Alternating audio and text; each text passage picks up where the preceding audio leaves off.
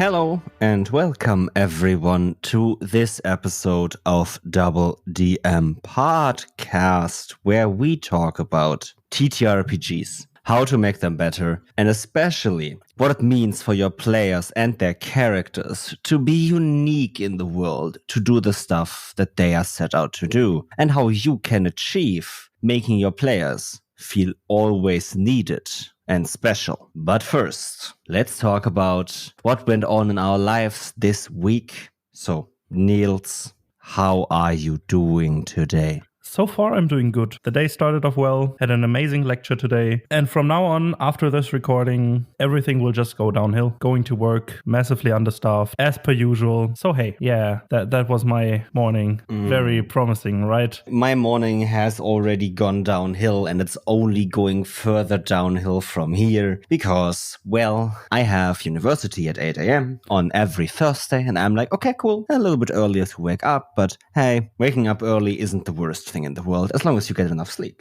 So I wake up at I think 7 or 6:30 or something. I get to university, standing there in the open room. First time, by the way. Before that, the last 3 times, the room was always closed and we had to wait for a janitor to show up and open the room for us. And we lost 15 minutes of time in our session that we had in the room. Beautiful. Now the room was open. I was like, yes, that's nice. If it wasn't for the tutor sending out a mail 20 minutes before the session was supposed to start, sorry, I'm not gonna be there today.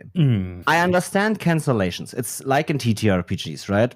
If you cancel 20 minutes beforehand, then that just means that you forgot. Yeah. Basically. I hate that. Yeah. If I would have gotten that mail at 7:30, I wouldn't have left the house. So that's great. Now, public transportation to one of the biggest universities in the city. It's very, very packed in every train and bus I am taking because everyone wants to get to university at 8 a.m. Yep. So the travel there was packed as fuck. The train I have to take to get to the bus station where I get to the university, the train is empty when you go into the direction of university. The bus is full in the direction of the university. And now I had to leave, right? So I take the bus back to the train station. That bus is empty because no one leaves university at 8 a.m. Except me. And then the train back basically into the heart of Berlin because that train 8:30 or something or 8:40. Now, in addition to that, because why wouldn't that train already be full? The train before that decided to malfunction. Oh boy. And now get this. Normal trains in Berlin have how many wagons usually, Niels? 4. 4 big wagons. Or no, oh no, don't tell me. Don't tell me it was a short train. It was a short train. Fuck. 2 wagons. Oh my lord. 2 wagons for a lot of people that would fit into 8 wagons normally. And at that capacity, 8 wagons, they would have been full. So you were just packed in there like sardines. Yes. Oh, and boy. then you also have these kind of people that take up a lot of space. For example, there are people that know, oh fuck, everyone wants a little bit of breathing room. If I make a little bit more space, that gives everyone more space. And those that, I stand here because I want to stand here. Yeah, but if you just constrict your space a couple of inches, just a little bit, everyone else has more. And if everyone else does that would work so well, or it could work so well. There are these poles, right, in these in the door sections where people can hang on to because these door sections are standing places. This is what fucks me. This is what really bugs me about this. These poles are for people to grab onto. Do not fucking lean against them and basically take up all the space because you have your back pressed against it. No one can grip the pole. We just want to grab onto this pole so we don't fall over. For example, on the old lady right behind me or the dog right behind me. I don't want to fall on those 2 people because they have nothing to do with this shit. No. That's why I usually try to lean against the walls right next to the door where these handlebars are. Best against places. These walls. Best places in the train. Aside from that, that's it for me. a little bit of a busy week, but nothing I can't handle. It is what it is, he says. It is what it is. No, so Niels, please indulge me. How were your TTRPG sessions? Well, about that, there weren't any yet. Usually I have a session on Tuesday, but one player couldn't make it, so we skipped that. But we had a session 0 kind of thing for another campaign with the same group. So now basically everyone in the group has GM'd a game, at least in some way. So we may start a new campaign after one of the others is done. Mm-hmm. But that's really all that TTRPG had in store for me this week. I have one session coming up on Sunday, one on Saturday, a quick one right before work. That's going to be fun. But that's about it. I'm hyped for both. Can't wait to see what happens. You also have one on Friday. I have one on Friday. Yes, you agreed to the session. Oh, yeah, I think, yeah, I remember. I definitely did, sure. And you theoretically also have one on Monday. Just saying. That is true. So I have a big weekend. So you have 4 sessions, Niels. Yeah, I should have checked my calendar. But apart from those 4 sessions, that's gonna be it for me this week. So personally, wait, I have one today on Thursday. I have one on Friday. I don't have one on Saturday. I have one on Sunday, and I have one on Monday, and I have one on Tuesday. So looking good. Looking good. Perfect. A lot of sessions coming up. A lot of sessions to play. Yeah. Looking forward to all of those. Yeah. I don't think we can talk about all of them. We cannot talk about one of them anyway. Not really, at least. So that's out of the question. We don't necessarily know if the one on Monday is even gonna be there because not everyone agreed yet to the session. So that's that. So let's talk about the one on Friday. Niels is looking up what the session on Friday is. Which session it was? Let me check. I just have blocked TTRPGs, but I don't know which session. Fuck. This one. Okay. This one. Okay, so we haven't played that campaign in a while. No. I didn't play this campaign in a while. My friend, you didn't. Yeah, I didn't. Okay. But I'm excited to see what's happened in the session during my absence. Oh, to too see much. What shit went down and find all the weird stuff out. Too much went down. We burned the whole city to the ground. Perfect. Perfect. Cool. No doubt. So what did happen in the last session?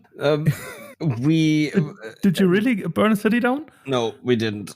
We went to a ruined city. Okay. And have been told why it was ruined and that there are hostages kept by some bandits. And then our paladin went, well, I don't give a fuck what you others think. We will have to save these hostages. Understandable. And then the rest of us went, why the fuck do you want to save these hostages? We don't care about them. And then we decided, okay, fuck it, we're gonna save the hostages. But we haven't found a way to save them yet. And that's where we left it off. Okay. Hostage negotiations, in quotation marks. Negotiations. Negotiations with a sword. The thing why we needed your Artificer's character sheet was because someone said, let's build a bomb and blow everything to pieces. Okay, yeah, I can see that. That's a negotiation tactic. We are in the process of, oh shit, there's a lot of bandits, and not just normal bandits, but really strong fighting bandits. Oh, they have hostages. Let's find a way to save them. So yeah, that's what we're gonna do, probably tomorrow. All right. Help. All right. Help. And with that, we cannot talk about the other sessions, or at least we don't have time to. Maybe we will get to that next time for our next episode of DoubleDM Podcast. But now, let's jump into our main episode on players being the unique little heroes they are.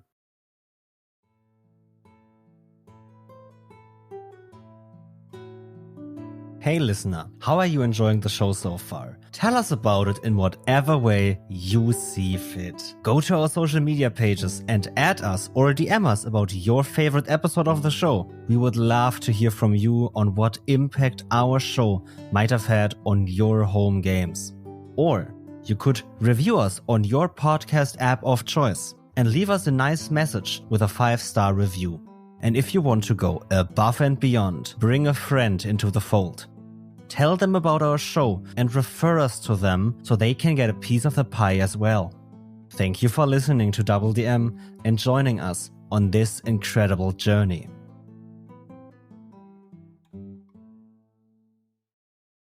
Nils, I have a question for you for this episode. All right. It's a very simple question. Are they really simple though? Yes, I don't want more than a yes or no. Okay. Okay. Mm-hmm. It's a very simple. I'm gonna ask follow-up questions after, obviously, but I want a yes or no. Mm-hmm. When you run your D&D or TTRPG games, let's say your players are adventurers or whatever term else a game uses for them, agents, heroes, whatever. Are there other adventurers in your games? No. Okay. I have to answer no, because I think the focus point should always be on the player characters and their group and their doings, because that's what the story you build revolves around. I mean, in one of my campaigns, I have 2 campaigns in the same world. They are playing at the same time, roughly. So they are, but they aren't. They don't come into contact. I know what you mean. That's why I have to say no, because in the campaigns themselves, there is no contact point between them. Yeah. They exist in the world, but that's about it. Question. So there are no adventuring guilds, no parties of other paladins, not necessarily in a game-specific term, but right, all of these groups that are going out, saving the world, defeating evil, basically. Exactly. There are specialized guilds, of course, or hunters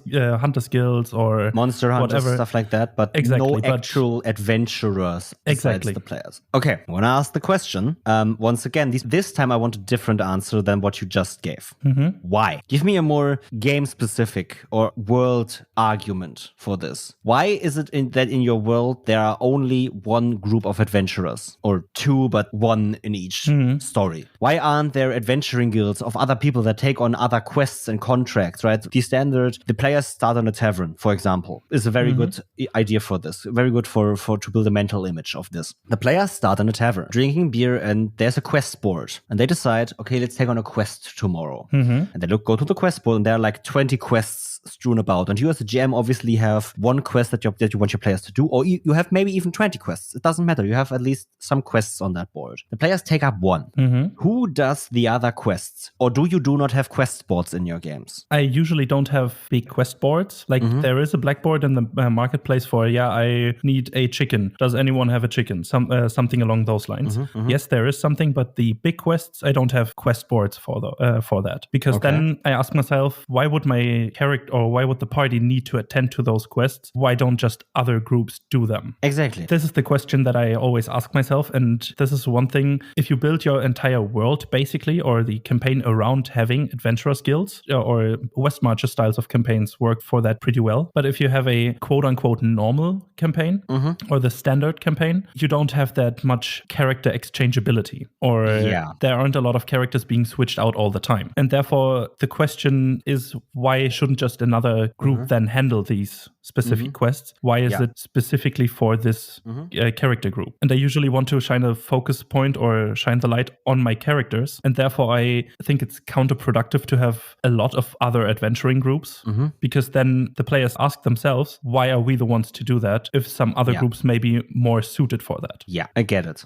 But I like that question. Why are we doing this? Other people could do it. Why us? But I will get to that in a different point of the episode. First of all, I want to further pry into your game, right? Remember that this is not me criticizing your game. This is me just trying to get an idea for where you stand and to get the discussion even more rolling. So what happens if a village in some kind of country, it's rural, there's a lot of foresting nearby, right? This is the lumberjack village. There's a little river next to it, blah, blah, blah, blah. And there's a certain monster in the forest. The lumberjacks cannot go outside anymore and forest. What do they do? Do they wait for the adventurers to arrive on pure chance to save them? Who do they call? What do they do about the monster? Or do they just live with it? Because if you do not have other adventurers or no quest spots, right? Who would take up the work that needs to be done so they can actually keep on living? Usually in my games, they would try to contact the nobility or the ruling entity, whatever it may be, to then kind of try to find a solution for that. However the ruling entity then does this, it could be they advise advisor to the king hires someone, like the party. Who do they hire when it's not the party? When it's not the party, who do they hire? Yeah, or using their military that is it's there, or the city guard, or whatever the problem may be. If the ruling entity has an option to conserve man resources, they will hire the party. Okay. But if the party doesn't come along, they try to do that themselves. Okay. But you said they will hire someone. And if the party isn't there, that option just doesn't exist for the game. Exactly. For the world. Okay. So there are also no monster hunters in your games. Depends on the problem. But with the lumberjack, there might be a hunter guild in this town or in this country. Yeah. It depends on where in my world you are, basically. Yeah, obviously it does. But I want to find out where the edge is of how much do NPCs still do to solve problems, because what we talked about in a few recent times is that the world for TTRPGs shouldn't necessarily be ever-present dangerous, but there should be danger at every corner so the players can engage at every corner, right? But that also means you put the equation backwards. If there's danger everywhere, the world itself would react to that danger that you place there for the players to engage with, right? Your world also needs to react. If you say, I want to have danger everywhere, there needs to be something that the world does in response. And the world's response cannot be these adventurers that randomly stroll through the countryside. Exactly. That's why I try to do it with city guards or just military things. If it's, for example, a monster that is living somewhere that they might hunt down, and then there forms a monster hunter guild or whatever. Depends how it develops in the advancement of the game. Or just if there are a lot of bandits on a road, the ruling entity might just position guards at every major stop. Yeah. And that would be the quote-unquote edge where the NPCs do still do stuff or don't. Okay. But it's not a hard edge in my games. It's a grayscale. It's a grayscale, but you want to write the line of players are special in every sense of the way. What they are doing, the world just cannot do. Like killing a monster, like a big monster, a hydra or whatever bigger, right? The world might respond to it and might even kill it in some instance. But generally, when I present a hydra to my players, it's a problem they need to solve. Yeah. Right? In other parts of the world where the players currently aren't, the danger is being dealt with in a different way. And since it's not at the table, we don't care about it. Exactly. This is exactly, I agree with you. But again, for consistency's sake, in my opinion, I do have, for example, monster hunters in my world. Because in a certain area my players are currently in, there are a lot of monsters around. The area 30 years ago was very dangerous to traverse. There was a troll kingdom, for example, that completely ruled the mountainside. And there are still old troll fortresses. So there are also archaeologists or explorers that go into these temples and explore them, not just players. Yeah. Same question, now different, now a problem that is completely on a different scale. Or not on a different scale, but on a different side of the medal, for example. When there's a highly magical problem that mundane means can't solve, are there high level enough mages to solve them? Is there anyone in your world that theoretically can cast, or not necessarily can cast high-level spells exactly, but that is a very high-profile magic user? Yeah, in my games there is, because I like to play high fantasy, high magic kind of settings. So you have an archmage, let's use that term, in your games, but you do not have an adventuring guild. Yeah, because usually my mages or my mage situation is consistent of academies and magical science and tinkering and research. And usually those academies are just for researching the ways magic works, not just through practical means.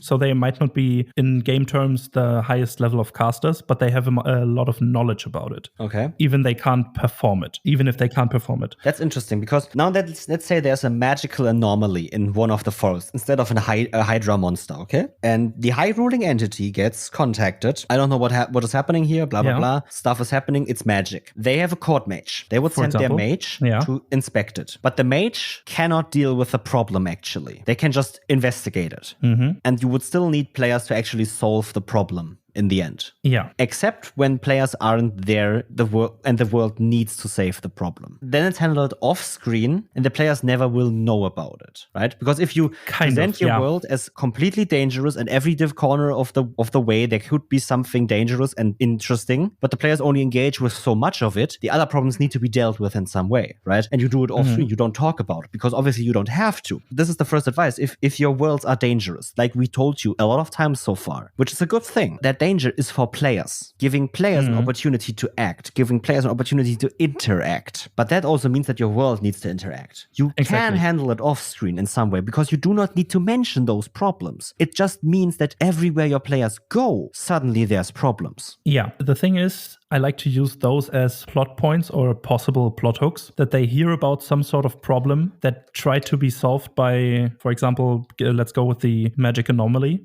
and the court magician couldn't handle it. Yeah. But they just heard from the town crier fucking 3 countries away or whatever, heard that there was a problem that couldn't be solved by this court magician, and therefore they might be enticed to go there. I like to throw those things around to give my players options where they can go next, especially if they have completed a major arc or a big quest or whatever, however you want to call it, because then I can use that to my advantage to give my players direction, or to present them direction rather than just giving it to them.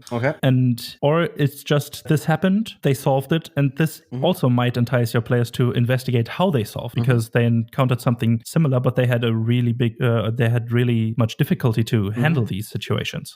In general, just if there is a problem, it doesn't always need to be solved in a quote-unquote good way. It just needs to be reacted to. Yeah, it doesn't have to be solved necessarily. If there is a monster in the woods, the ruling entity could try to hunt that monster down, however, but they might fail, but they might succeed. It might also just be about driving away the monster, right? They don't have to actually kill it. Exactly. The problem is not that the monster exists. The problem is that the monster is currently at that location. Exactly. Where it is a problem. Exactly. Like, right, that's a way you could deal with a problem on a level that is not as players would do it. Not as players could do it. The players could still drive it away if they want to, and not kill it, actually. Yeah, it's less of the world is actually solving its own problems. It's more of it's just dealing with them, and the players are still there to solve them. Exactly. Yeah. I think it's, this is just, this is a way for me to give my players the feeling they are needed in the world. Wherever they go, they are needed for something, whatever it may be. Being it rescuing a cat from a fucking tree. They can do it, because why the fuck not? One person has spider climbing abilities, something along those lines, and just can walk on other pointed surfaces. But now you've driven yourself into a corner. You're saying that even if they just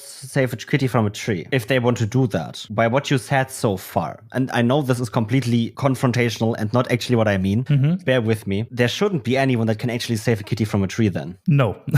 It's basically just opportunity. There is an opportunity to save the kitty. They can or they cannot. It's completely their decision. It's player agency. Same with every other danger that there is. They can always choose to not solve that. That's completely up to them. But they just have to live with the consequences that this follows. If they leave the kitty on the tree, the consequences aren't that big, even if no one can save that kitty. Because they can, someone might climb a tree. It might take them more than just 12 seconds, but it's just the magnitude of problem that you present your players with. So there is a certain magnitude of scale where the world cannot solve its own problems anymore. Exactly. Because the kitty from the tree can be saved. Yeah. But the Hydra cannot be killed. That's a scale of problem, threat, problem, opportunity, problem, magnitude.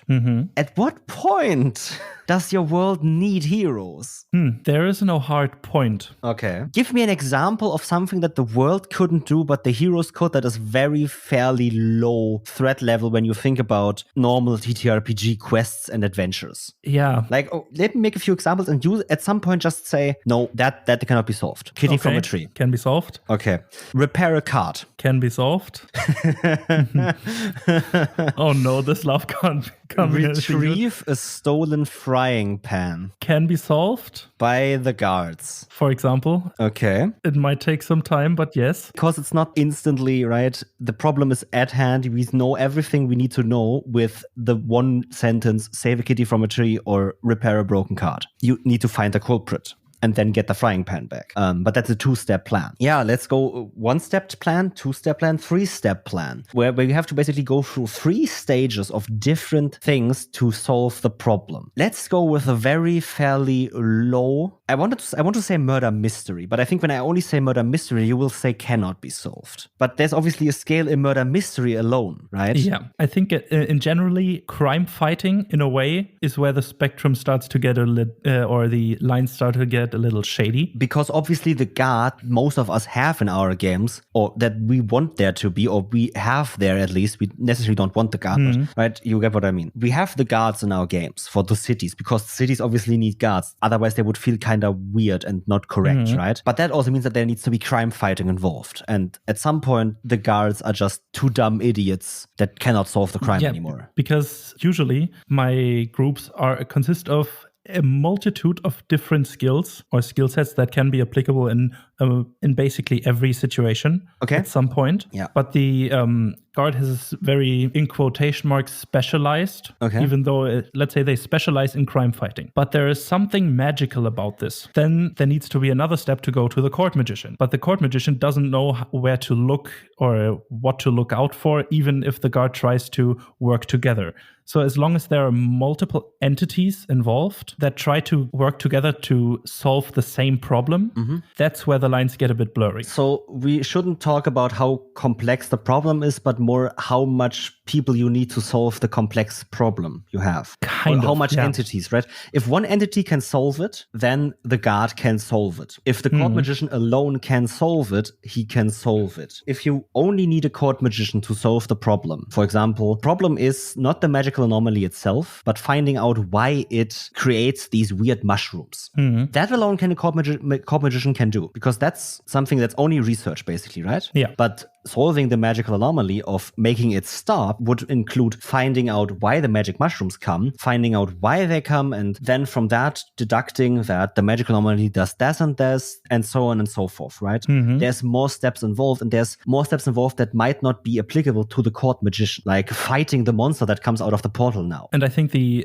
party is basically, or I would consider the party as one entity. The guard itself is also one entity, right? Exactly. But the party itself, one entity, but with basically threats to every possible domain of problems that can occur. And therefore, they are basically best suited to solve everything because they can solve everything in one way or another. Or not necessarily they can, but there isn't a word for what I want to say, because yes, they can solve every problem, but not necessarily they can solve every problem, if you get what I mean, right? Yeah, they can't solve everything, but they can solve everything. They can use the skills that they have to try to solve every problem. Exactly. But they might not, even if a group is very spread on abilities and stuff, they might not be able to solve everything the way they want to, right? Exactly. They might still be using ways to solve a problem that they actually cannot do. Or not cannot, it's hard. That they mustn't, I don't even know what the word is for this, but generally just the players can solve every problem because they are a group of individuals that do stuff together and have basically all these different tool sets that combine the party to a basically tool bag of every single tool in the game. That's the thing. They are a tool bag. They're a complete workshop of everything. Yeah, and every entity in the game only is good for one thing, or maybe even two. But then this is already really specific. The court magician might also be able to handle himself in a general fight, because from the region where he's at, it's a very militarized country, so he knows a few combat spells, and he might be able to kill a few goblins or stuff, right? Yeah, but they're specialized in a completely different thing. They might branch out in smaller bits, but the party is more or less widespread. Yeah, and exactly. The thing is, it's about this widespread thing. The court magician has maybe, let's even say, if they have highly specialized 2 skill sets, they don't have the other 8 that they are. Right? Exactly. The party is all the tool sets combined, not just because because they are spreading themselves thin, right? You don't have to necessarily have an optimized party to solve every problem. But the thing is, the party is controlled by players that do have free will. And that is where it's at. Because they can think of every possible solution that they want to think of.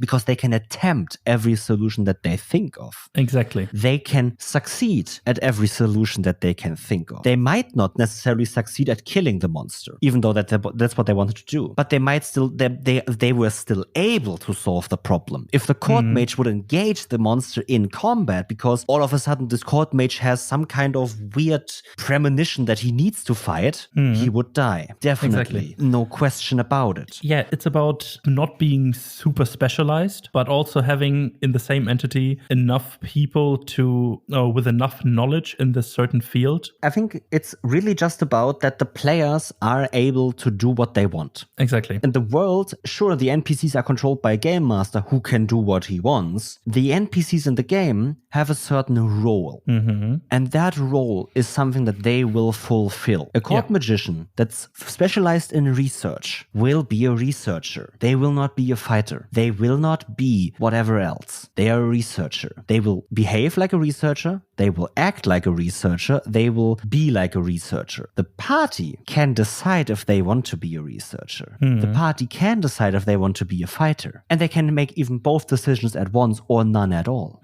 They have decisions. They have agency. They have free will. I think that is exactly what it's about. And if you have an adventuring guild in your games, for example, I have adventuring guilds in my games. I'm going to be honest. But they work differently. And we can get into that, but I don't necessarily need to. But generally, it's about that the players can do whatever the fuck they want. Even if you have other adventuring groups in your game, those are adventurers. They are bold. They are brash. They are fighters. They are whatever, right? They are there to solve quests. But that's the only thing that they can do. Once again, that's their role. They cannot be a researcher anymore. Sure, in the party, they might have a researcher, but they can only research things to the quests that they are related to on a metaphysical level, at least. In the game, in the story, obviously this research NPC can research everything, even though they're an adventurer, but only if the game calls for it. And the game only calls for them to research something if it's for a quest. Exactly. Because the adventurers, you don't need them otherwise as for a quest. Or the other thing, and that's what all of these NPCs are for, is to interact with the party. And then that free will that the party has gets transferred to this NPC, not in the ways that not in the way that they now have free will, but in the way that the free will the party has to ask this researcher NPC, can you research this for us? The NPC will do it, but only because they are prompted by the party. Otherwise, they wouldn't. Basically, every NPC in your world has some sort of role to fulfill, but the party doesn't. Or their role is to be the protagonist and the ones to interact with the world around them. And if they do exactly that, they specify the role that this NPC in this situation needs to be. Yeah. Because a king, for example, could be a skilled fighter, a skilled diplomat, and a funny dude. Who knows? Right? There might be kings that are like that.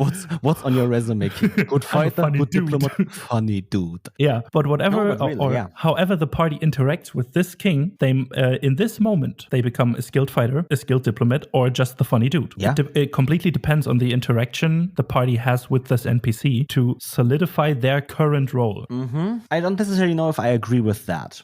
Because when I write a king, for example, I want my rulers to be special.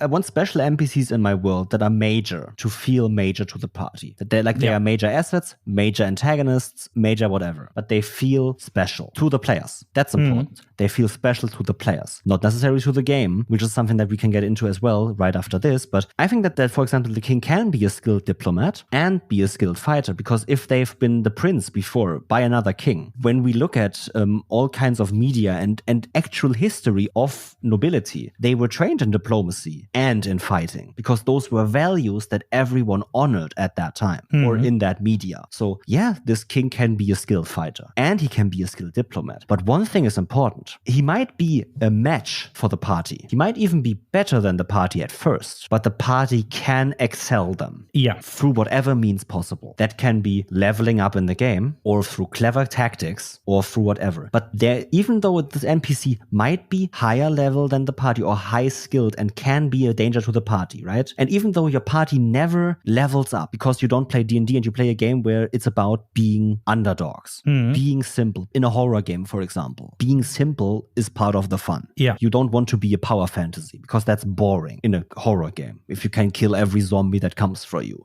But still, the party can overcome the challenge of this king, even though this king is a skilled fighter and skilled diplomat, because they are players. I don't need to engineer anything for them. This is the fun for me. I just provide the king, and my players decide themselves how they want to overcome the challenge that I present. That is the player uniqueness that there is. Players are free-thinking individuals that create a character in your world to overcome challenges in their own way. This is exactly what you need in a TTRPG, is a group of players that solves things in their own specific way that no other character combination would do the same way ever again. That is great. Yes. Even though it might just differ in small details, as long as it still differs, you have a completely different solution to the same problem. And one of the things is, right, as we said before, it will never happen again just by design of playing TTRPGs, in my opinion. It's not something that you have to engineer at all. Exactly. But it's good to know that your players and their characters especially are unique in the world. Because even if you play a game that is not about being a hero or about being anything really, about being a simple dude in a horror game that just fell into the wrong trap, they are still special just because they are characters used to play the game. That makes them special. It doesn't mean that the game needs to make them special. It doesn't mean that you need to make them special. It just means that they are. Yeah. And knowing that is going to be a huge advantage to you when you prepare your game, because every time you prep a challenge now, you can think to yourself, my players can approach this problem in any different way that they want, and they can find a way to solve it. I don't need to engineer a way to solve it. I don't need to make sure they solve it. They can do that on their own, just by design of how TTRPGs and the game works. Because they are players. Because they are characters. They aren't NPCs. They aren't the world. They are a specialty. And there are a number of different ways how that shows. Some games, for example, use mechanics, which is my preferred way of making sure my players know that they are special, because that is something else. You should make sure that your players know that they are somewhat special. Again, not raise them above the level of everything in the game and make it a power fantasy. If you're playing a horror game, that just doesn't work. But still, there's some kind of reason why all this stuff is happening to them. That reason makes them special. Exactly. Even in a horror game. And even if that reason is they just were lucky or unlucky. Luck is literally the definition of what this is about. Exactly. The players don't need to be special in game terms. They don't need to be better than everyone else. But what do they have? Luck. Or bad luck. But they have luck. Yeah, I think this is also a thing that usually ties TTRPG character groups together, is an encounter by chance. Usually, or it depends on the start that you have for your campaign, but if it's not that the characters know each other already, it's usually just a chance connection between them. Just Often it could have been just person A instead of person C, but it was person C. And that means something. Exactly. Because if you have players A to D, let's say that, or 1 to 4, and they all meet in the same tavern because by fucking chance, they all by chance went to the same town and it's evening, they have to sleep the night. That's not chance anymore. I will say it. Yeah, but depends. It's fate. Yeah. Fate is a good term. Sorry that I'm interrupting your point, but I think you said something that is very important that I need to grasp, right? You talked about chance. And I will say it is not chance. Obviously, it isn't. Nothing in TTRPG is chance except when you use the resolution mechanics of your game. And that is also where luck plays a role. If your players roll a lot of natural ones, that's bad luck. If they roll a lot of natural 20s, that's a lot of good luck. Still luck. But fate is a very good thing for me. I'm not saying every game should be about fate and that your players are fate touched and brought together by fate or something. But just thinking about fate as a concept can help you, because by chance all your players met in the same tavern. Why is that? And in the end of the game, they defeat an ancient dragon lord that was never able to be beat before. What other word for that would be but fate? That they met in that tavern. Destiny. There is no other word. That's the word we use for it. And you can use the word. You don't have to explicitly state it in the game that your players are fate heroes and fate touched and are fated and prophesized to save the world. You don't have to do that. But just thinking about that, there's a certain that this group, that this story can only happen once, means that it's fate that it happened. And I think that's beautiful. And I think just knowing that everything you do is unique just because it is, just because you're doing it makes it unique, is a very beautiful thing to realize about TTRPGs. And it's part of the reason why I play them. It's part of the reason why I love them so much. Everything is new, unique and interesting. What better thing is there? Yeah, that's beautiful, man. Mic drop. Sadly, we cannot finish here. Yeah, the thing is, for me personally, I'm not a huge fan in my personal life of believing in fate. That's why I usually don't think about it when I... No one is, by the way. Yeah.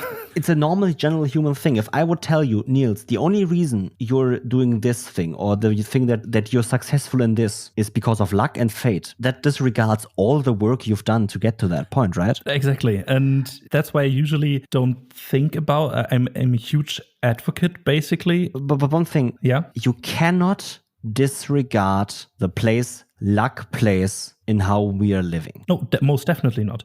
But you can obviously say, even though I have a lot of luck, even though I've been born into a good family, even though I've been born in a first world country like Germany for us, it sounds very bad, and it is. But I cannot disregard the fact that I've been born into a good family in a good country, for example. I cannot disregard the fact that helped me definitely in becoming who I am today. Yeah. But that doesn't disregard all the work I've put into becoming who I am today. For me personally, it is, I try to differentiate, or I most definitely differentiate between luck and fate. That's why I don't believe in fate. Yeah, me neither, because and that's one reason why I usually say that it's a chance event and not fated to happen, even in a TTRPG, because it's just not in my normal thinking repertoire, you could say. Yeah, but in TTRPGs, right? Exactly, but that's the reason why I said it's complete chance that they met in the same tavern, even though in TTRPG it isn't, because nothing is, except when you roll dice. It's weird. I think it's a weird just focus on the fact that it's all unique, but not by chance necessarily, right? The dice play a part, and the dice obviously make sure that nothing stays the same. Even if you would take the same characters, the same story, the dice will roll differently. That's your mechanical component that makes sure that nothing stays the same. Exactly. But the other components obviously also work towards that. And with that fact, everything is gonna be unique in a game, in a story, in a campaign, in a one-shot. It's always gonna be unique to that certain point in time, to that certain random seat in fate. If you would have started the random seat in fate, that's a good thing. If you would have started the session a minute later, everything would have been differently. Fucking chaos theory, man. Basically. Fucking chaos theory. Again, don't think about it too much. Just play the game. But the wing strike of a butterfly can cause a tornado somewhere on the road. But exactly. Think about that things change, that things are there, and that the game you're playing is entirely unique. Exactly, because even if you use the same start for a campaign, let's say they meet in a tavern and the tavern gets attacked by a dragon. You have the same players, but only one character is different. The whole fucking campaign or the whole fucking story will be immensely different. Everything just because of one small, basically a detail that changed. But in a TTRPG, changing a character isn't a detail. So let's talk about the mechanical component a bit. I think because that's the one where we can best give technical advice. Yeah. First of all, let dice rolls happen. That's the best advice to make sure that everything stays unique. Yeah. That your players also have the chance to develop their uniqueness in the world. When the players roll, not necessarily a lot of dice, but a lot of meaningful dice. Don't let them roll just dice. This is not what the game is about. But a lot of meaningful dice means that the more your players roll to actually influence something and impact something and use their agency to then see if their dice, if their plan worked or their abilities worked or stuff, you give them the chance to work. You give them the chance to impact. And the dice then obviously play a part in that. And if you let those dice rolls happen, you get an outcome that is completely unique. And that is beautiful. Just theoretically, every decision up to that point could have been made the same way and had the same outcome, but now the dice rolls differently. And now the outcome is different. Now everything is changing. Now everything is changing and everything is unique and everything is new. And that's a new opportunity for your players to do something again. Yeah. So think about that. Let dice rolls happen. Let meaningful dice happen. Make sure that you make a lot of meaningful dice. And that meaningful dice means that especially at points where you're completely uncertain of what is going to happen, let them roll dice. Don't know the answer beforehand. Because if you know the answer beforehand, the dice roll doesn't mean anything. Exactly. Because then the players roll shit and you're like, shit, now I can't give them the meaningful answer that I needed them to have. Bad. Now they roll too high. Shit, now I need to give them more than what I had. Bad. If you don't know at all what happens, before the dice roll happens. That's the point you want to be at.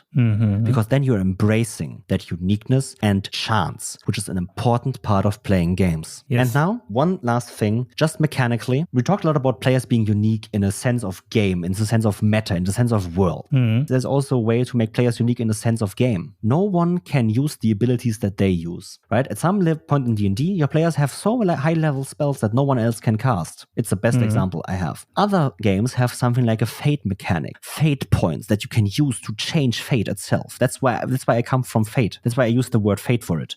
Because that is an ability only the players and characters have. No NPC can change fate. But the players, they are special. They need to be, because that makes them incredible. Yeah, and it's the same for D&D, even if you have an Archmage that can cast Wish, for example. The PCs are the only ones with meaningful death saving throws, for example, at least in my world. Yeah, same. Because that makes them stand out and special. They somehow can be deaf. Somehow they can. Exactly. But no one else can. That makes them unique. That makes them stand out. That makes them special. That makes them the only ones that can deal with the larger problem at hand, because they can just laugh in the face of death and just say, no, fuck you, not today. Or they have the ability to. It's not a given, but they have the ability to. Indeed. In fucking deed. Yeah. And I think this uniqueness that we talked about a lot is, as I said before, it's important to remember, but not actually important to focus on. Yeah. But when you remember it, when you prep your games, when you run your games, when you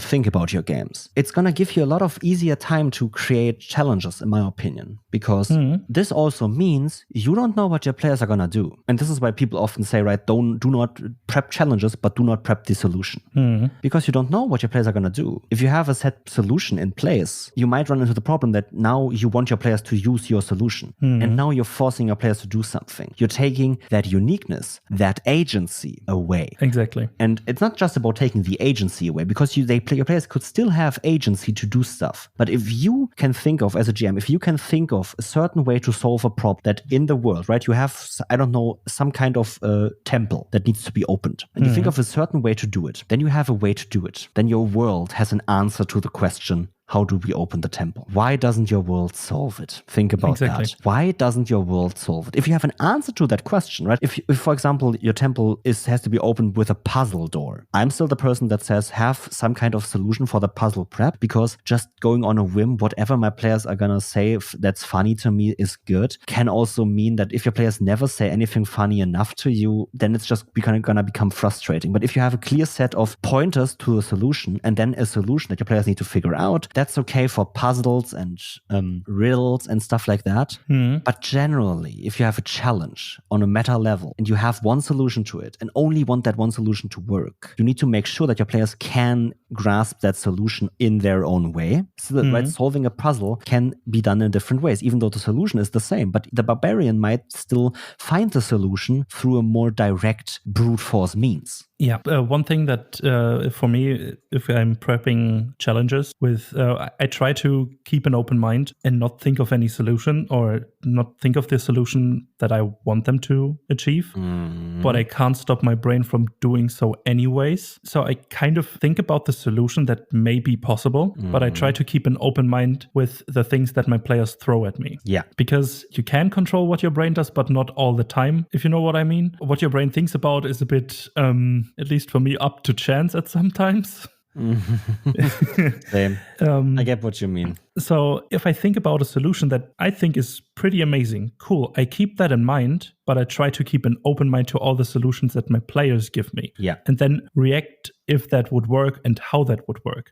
Because most of the time it would work. How would that play out? And then improvise off of that, but still have, because I can't shut it down, have still a solution how I personally would have done it if I were in their shoes. That's always the thing that I think about, because it's not a adamant thing that I have written down. This is definitely one solution that will work. This is just how Niels engages with the problem himself. Exactly. This is how I would do it, and I would hope it works. There's the chance thing again. One funny thing is because, right, right? You can do this. The thing is about holding to that one solution, in my opinion. If you only have one solution, The thing is, if you have a problem, no matter what the problem is, having that open mind is important. And also, I think, having a certain set of rules. Because just because your players are special doesn't mean that they are allowed to break the rules that confine them. They are still in a world that works with gravity, for example. Your players just cannot certainly fly, except they have someone that explicitly tells them they can fly, right? They cannot break that rule. And if you have these certain set of rules for your challenges, then obviously you have a certain set of solutions that work, because the door is indestructible. So when that is your rule, you cannot let the barbarian smash the door in. You just cannot. Because you said the door is indestructible. But that doesn't mean that the barbarian isn't special anymore. He can still use his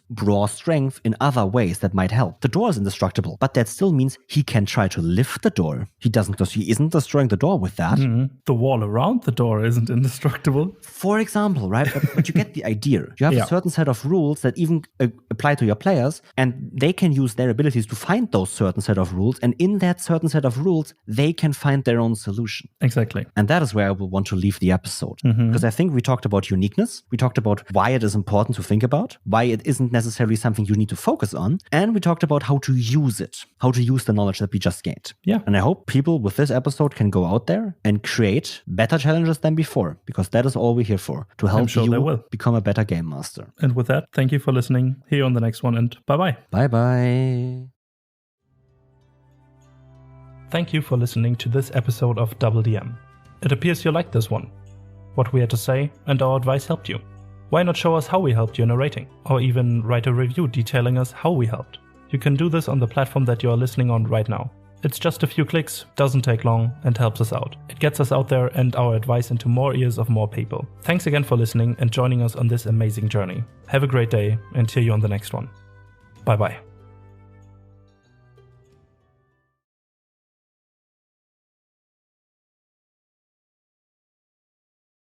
Ready, player one.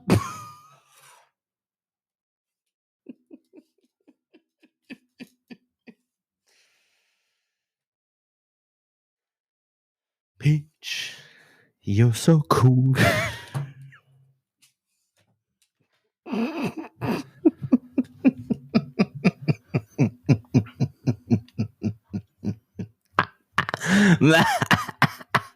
One.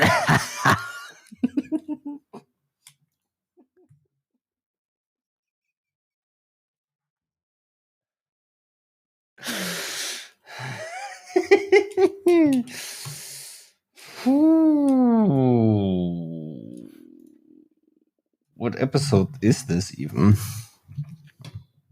I don't know.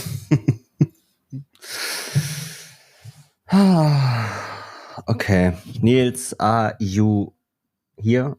Do you? Okay. I am.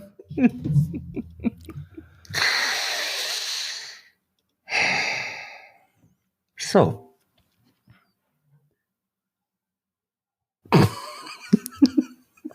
I don't know why. Okay. Today's promising to be that kind of day.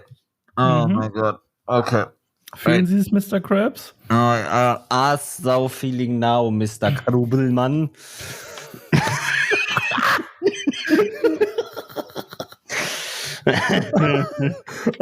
So feeling now, Mr. Krubelmann. What the fuck? Listen to this fucking bullshit. What the fuck?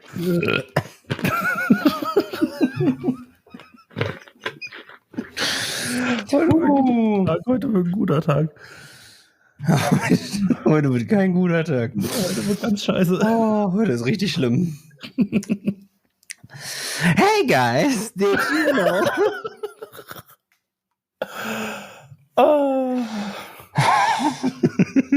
All I can say about it is this, Nils.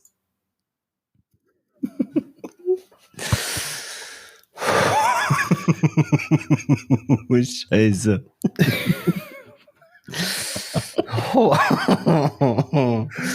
Boah, ich fühle mich wie eine Oma auf einem Festival. What? Warum? Wie? Was? Wo kommt was? Was? Wieso? Please elaborate. Du kennst es nicht? Nee. Nee, dann elaborate ich nicht. Das muss man selbst herausgefunden haben. Kannst du ja googeln, wenn du dir sicher bist, wenn du wissen möchtest, was all die coolen Kids heutzutage machen. How do you fellow kids? Kannst du 5 liegen lassen oder so.